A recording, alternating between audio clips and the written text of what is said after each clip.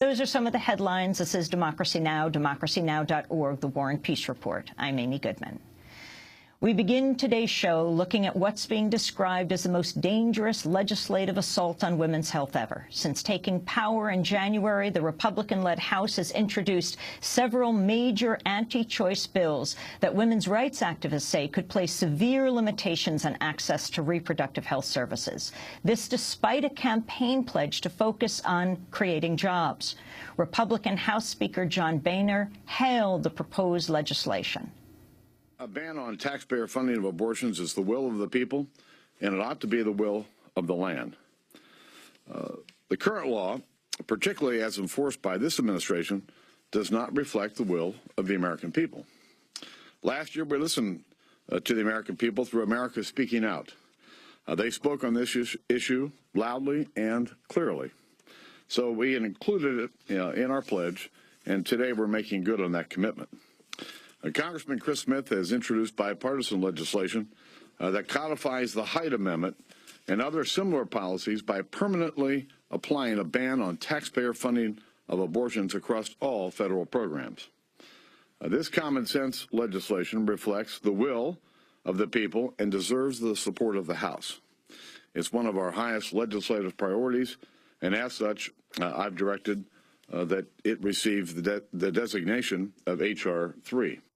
That was House Speaker John Boehner. As he noted, H.R. 3, called the No Taxpayer Funding for Abortion Act, would cut off public funds for abortions. A second bill, H.R. 358, called the Protect Life Act, would prohibit federal funds from being used to cover any part of the cost of any health plan that includes coverage of abortion services under the Affordable Care Act. A third bill, H.R. 217, called the Title X Abortion Provider Prohibition Act, would deny federal family planning funds to any organizations that perform abortions, regardless of whether or not the organization uses that federal money for abortions.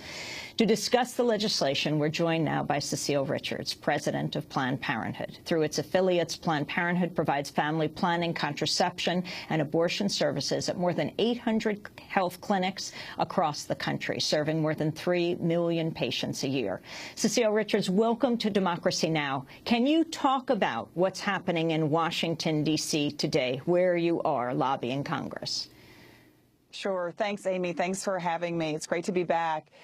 The House leadership in Congress has basically just declared war on women really from day one. And I know you had that clip there from Speaker Boehner, but it goes much further than that. They not only are now trying to, federal funding hasn't been available for abortion for more than 30 years, but what they're really doing is trying to overturn the legal right to abortion in any context. As well, though, it's way beyond abortion. Now they're basically trying to end family planning and access to birth control in America. The Republican budget that came out basically gets rid of the nation's family planning program. And as well, we expect in the next day or two, with the support of the Speaker, there will be an amendment to basically end all federal funds going to Planned Parenthood, including funds that are used for basic birth control, cancer screenings, and preventive care for more than 3 million people every year. In your 800 clinics of Planned Parenthood, how much of the work is around abortion? What is the array of services that you provide? Less than 10% of our services are related to abortion. And in fact, 90%, more than 90% of Planned Parenthood's care is preventive care. We provide birth control to about 2.5 million people every year. We do almost 1 million cancer screenings for breast exams as well as cervical cancer screenings. We're now one of the largest providers of STD testing and treatment in the country. And for so many women who come to Planned Parenthood, like other family planning clinics, we are their only doctor. You know, the vast majority of women who come to Planned Parenthood, it'll be the only doctor they see all year. And so I think one of the most damaging things about what's being proposed by the Republican leadership right now in Congress is it would basically take away health care for 3 million people who currently have it. Does any federal funding go to abortion now? No. And it hasn't for more than 30 years. So I was really struck by the clip that you played from Speaker Boehner talking about the will of the people. I actually thought the will of the people, based on this last election, was to get the American economy back going and get people back to work. So it's quite stunning to me that instead of focusing on jobs and really getting the economy going, they are spending all of their time talking about issues that I think the American people are settled. And the fact that they would, after this health care, after working over the last 2 years to finally expand health care access to folks in America, their very proposals would take away health care from more than 5 million women who currently have access to it through the nation's family planning program or through Planned Parenthood. Let's go through these 3 major bills right now before Congress. Okay. First, the No Taxpayer Funding for Abortion Act, which critics call the Stupak on steroids bill. Mm-hmm. Well, the Chris Smith bill that Speaker Boehner was referring to is the most far-reaching bill we have ever seen, and not only does it codify the Hyde Amendment, which of course we disagree with, but that is currently the law, that federal funds can't be used for abortion. But it even says if you use your own money, a woman uses her own money to purchase health insurance that covers abortion, she will have to pay higher taxes because she can no longer get the tax benefits of having health care coverage that's comprehensive.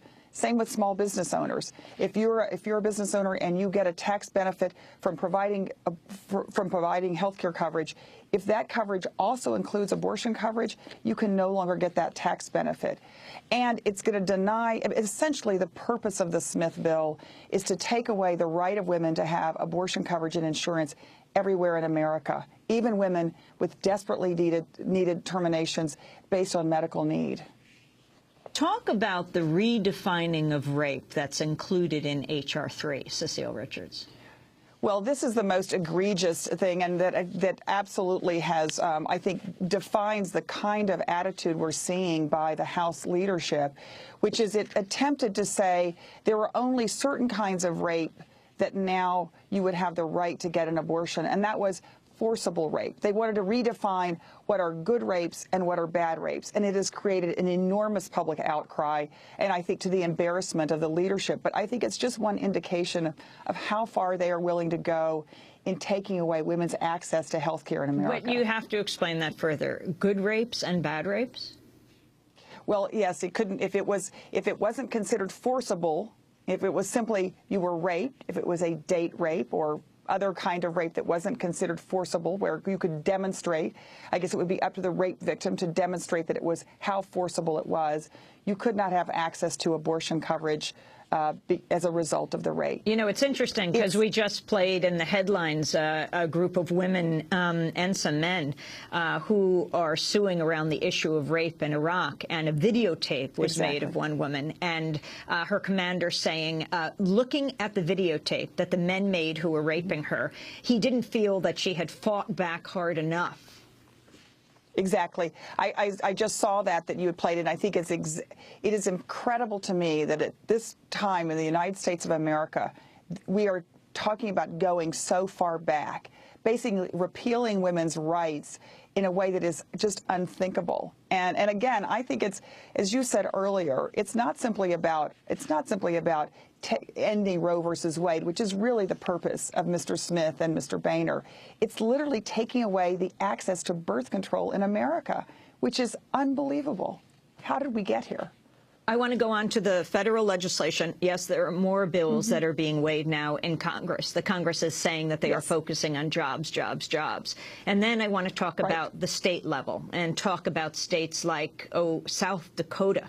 Is it possible that the killing of abortion providers could be considered justifiable homicide? This is what we're going to take on as we continue after break with Cecile Richards, president of Planned Parenthood Federation of America. Stay with us.